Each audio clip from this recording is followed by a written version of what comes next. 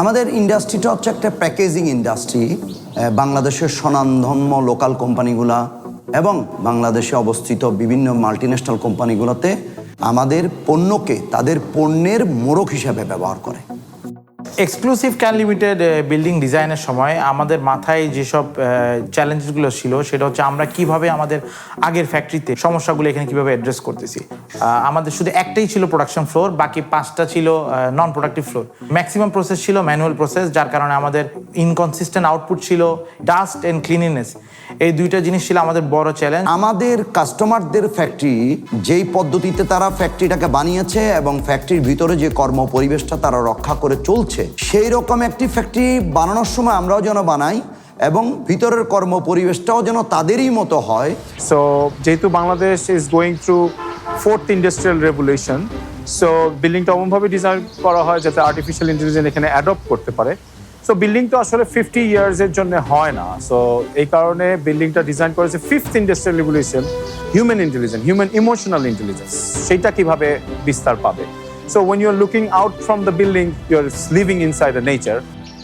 আমাদের কোনো জানলাতে গ্রিল নেই, ফলে প্রত্যেকটি ওয়ার্কার ফিল করে সে পার্ট অফ দ্য নেচার, সে নেচারের মধ্যে বসে কাজ করতেছে। আমাদের যে টোটাল যে ল্যান্ড এরিয়া, সেই ল্যান্ড এরিয়ার 40% জায়গা আমরা চতুর্দিকে খোলা রেখেছি। ফ্যাক্টরির ভিতরের প্রত্যেকটি ফ্লোরে 35% জায়গা আমরা ওপেন করে রেখেছিলাম এবং আমরা চেষ্টা করেছিলাম যে আমাদের ফ্লোরের ভিতরের পরিবেশটি যেন মেশিনের একটি স্তূপ বা গোডাউন বা র মেটেরিয়াল একটি গোডাউন মনে না হয়, ওয়ার্কাররা যেন সেখানে একটা স্বস্তির নিঃশ্বাস ফেলতে পারে। আরেকটা মেইন যেটা কঠিন ব্যাপার ছিল যে multi storeyed factory building, so এক একটা ফ্লোরে এক এক রকম গ্রিড আসতেছিল। The thing was to find the golden grid. এক একটা ফ্লোরে এক একটা ফাংশন ইজিলি বসে যায়। আমাদের বিল্ডিং ডিজাইনের সময় আমরা ডিজাইন করি 240 PSF এ, সো যার ফলে আমরা এই 4টা প্রোডাকশন ফ্লোর পাইছি এখানে। সো যে কোনো ফ্লোরে আমরা মেশিন বসাতে পারি, আর এইটা আমাদেরকে একটা এনাফ রুম দিছে ফিউচার এক্সপ্যানশনের জন্য।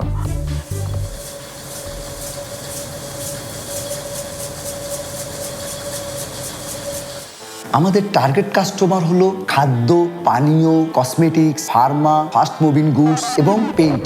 যেহেতু আমরা সংবেদনশীল পণ্য তৈরি করি, এই জন্য আমাদেরকে কোয়ালিটি সম্পর্কে খুব সচেতন থাকতে হয়। জিরোডিফিক প্রোডাক্টগুলো দিতে গেলে আমাদেরকে প্রোডাকশন প্রসেসটাকে সম্পূর্ণ অটোমেটেড করতে হয়। আমরা প্লাস্টিক পণ্য যেটা তৈরি করি, এই জন্য সেখানে আমাদের প্রোডাকশন প্রসেসটা রোবোটিক। আমাদের প্রোডাকশন প্রসেসে অন্য যেই ফিচারগুলো আছে এগুলো অটোমেটিক। এর কারণ যাতে হিউম্যান টাচটা মিনিমাম অ্যাজ পসিবল রাখা সম্ভব হয়। আর আমরা বাংলাদেশে প্রথম যারা ইনমোল্ড লেবেলিং, রোবোটিক ইনমোল্ড লেবেলিং ইন্ট্রোডিউস করি।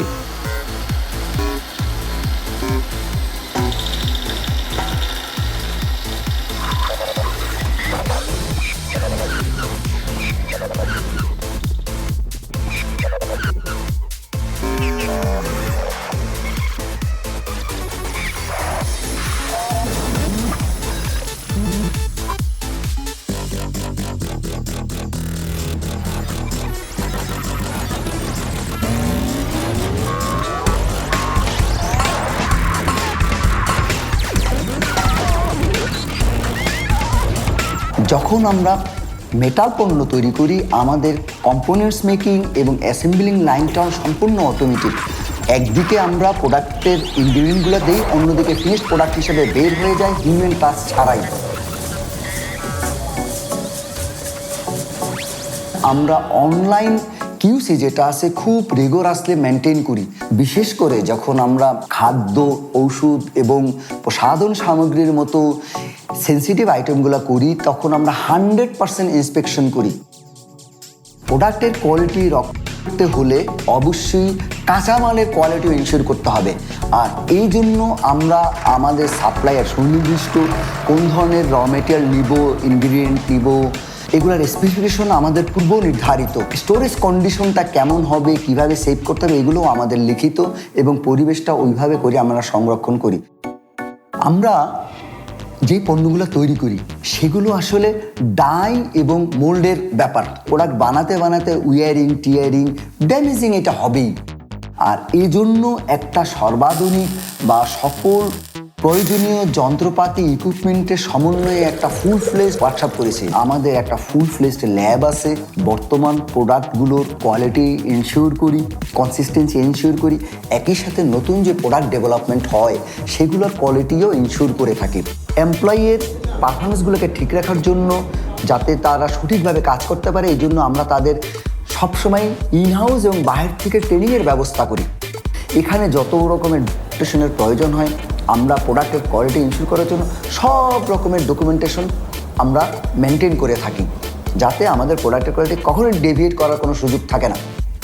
আমরা কমপ্লায়েন্স এনশিওর করি, আর এই জন্য আমরা যত রকমের এনভায়রনমেন্টাল কন্ট্রোল দরকার, সেটা ইনসাইড আউটসাইড, আমরা সবগুলাই ওভাবে এনশিওর করি।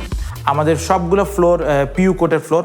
ভেন্টিলেশন সিস্টেমটা আমরা যেটা করেছি সেটা হচ্ছে cost effective European ventilation system, যার ফলে পুরো ফ্লোরের সমস্ত এয়ার মিনিটে 2 থেকে 3 বার চেঞ্জ হয়।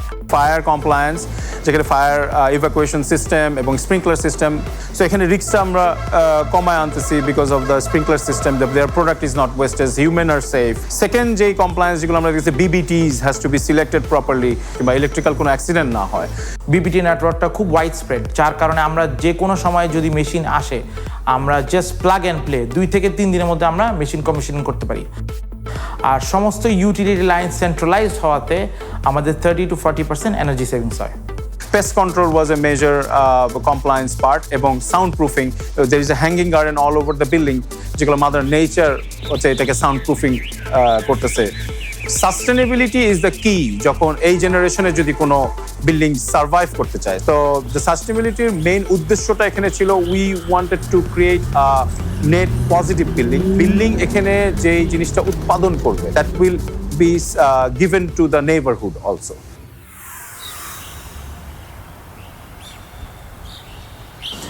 তো আমরা মনে করতেছি যে আমরা আমাদের লক্ষ্য পূরণে অনেকাংশে সফল হয়েছি, এবং আমাদের কাস্টমারদের যে চাওয়া ছিল সেই চাওয়াটা পূরণও আমরা অনেকাংশে সফল হয়েছি। এক্সক্লুসিভ ক্যান আমার কাছে এক কথায় freedom, eco-friendly, robotic, 100% compliant, it's innovation, it's quality, proactive, team spirit. customer-centric organization, and my inspiration to go beyond.